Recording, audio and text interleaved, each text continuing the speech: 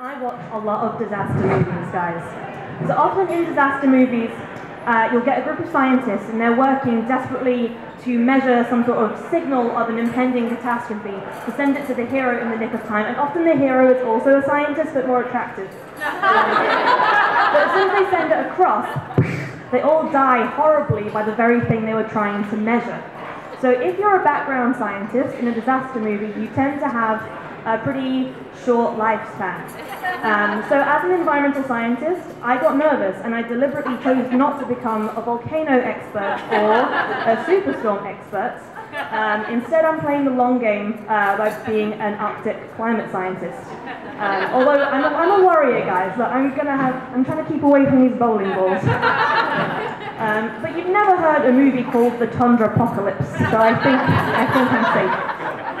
The thing about disaster movies, though, is that sometimes they do actually employ real science, but it's the timescales that are messed up. So take, for example, the film The Day After Tomorrow.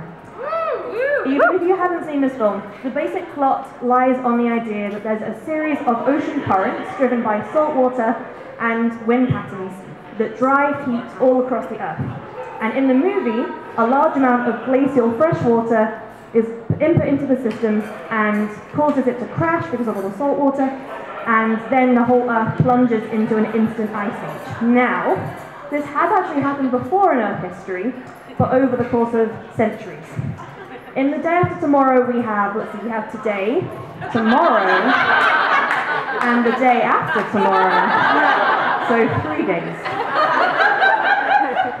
But thinking about how fiction often just changes the timescale of these things, it has made me think, well, my research actually could be quite exciting to the general public, and it is fairly urgent, so I'll tell you about some of these things.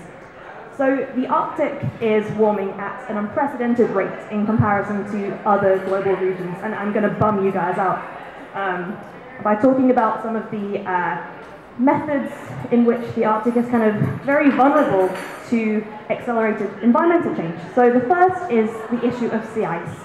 So the sea ice in the Arctic is surrounded pretty much in all corners by the Arctic Ocean, and like all oceans, this water is warming, and it's attacking the sea ice from around and also from below.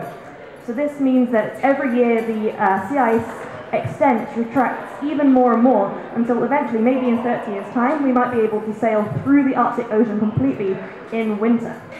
And then there's also the idea of the permafrost issue. So permafrost is a permanently frozen soil that underpins the Arctic vegetation. Now this contains methane, which is a very sticky greenhouse gas. And this whole system is beginning to thaw out. And some projections suggest that by the end of the century, this methane alone could cause an extra 0.25 degrees Celsius extra of warming, which is not even included in regular climate models. So if you think about it, that's like the world's most dangerous fart. All of these issues are not just kind of confined within the Arctic. You know, the sea ice has to go somewhere, and so does all of this extra methane.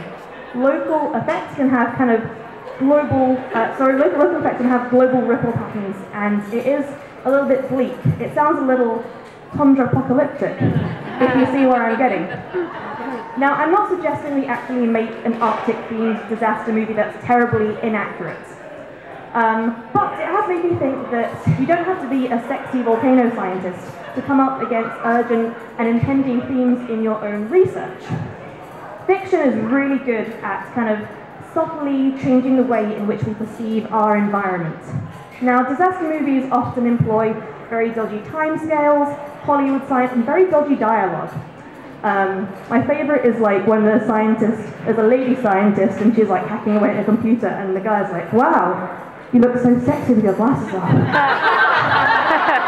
And by taking her glasses off, that means that she definitely survives. But I'm dead. That was a tangent.